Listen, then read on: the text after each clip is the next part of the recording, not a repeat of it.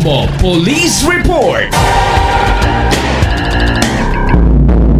Sa puntong ito ng ating balitaan, kuha tayo ng update mula dyan sa ating mga himpila ng Bombo Radio at Star FM. Unahin ko dyan sa lalawigan ng Bukidnon sapagkat may naitalang isang binawian ng buhay at meron namang dalawang magkapatid ang naitalang sugatan matapos ang brutal na insidente ng pananaksak ng kanilang kapitbahay. Alamin natin ang kabuuan ng kwento niyan sa ulat ng Bombo Radio Malay-Balay.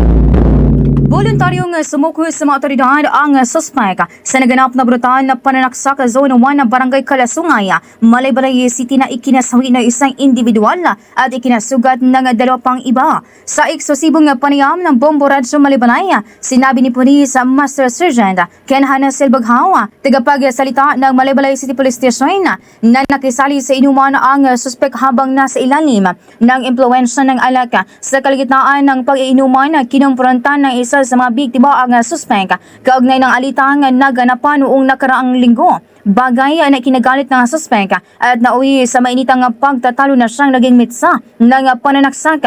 Umalis muna ang suspek ngunit bumalik na may dalang kutsilyo at saka sinaksak ang biktima. Namatay si Oliver Sigud matapos masaksak sa kanang bahagi ng kanang dibdib habang ang dalawang magkapatid na nagtamo ng saksak sa likod, leeg at kamay ay nasa ligtas na kalagayan na ngayon matapos maisugod sa ospital. Ito pong ating biktima ay may kasama po itong dalawang magkapatid. Naginuman kasi ito sila. So, itong ating suspect ay kapitbahay lang din nila tapos nag-join daw. Pero lasing na itong ating suspect pagdating sa kanila. Tapos doon nga ay kinumpronta ang bunsong kapatid ng ating isang biktima din tungkol sa nangyari sa kanila na alitan last week. Medyo nagkaroon ng alitan. At ito pong ating suspect ay umalis at pumunta sa kanilang bahay at pagbalik mga bandang alas 8 ng gabi ay yun nga, doon na nangyari yung hindi natin gusto mangyari na sinaksak ng ating suspect yung isa sa biktima sa chest part na sani ng kanyang pagkasawi. At yan ang tinig ni Police Master Sergeant Ken Hanasel Baghaw, tagapagsalita ng Malay-Balay City Police Station.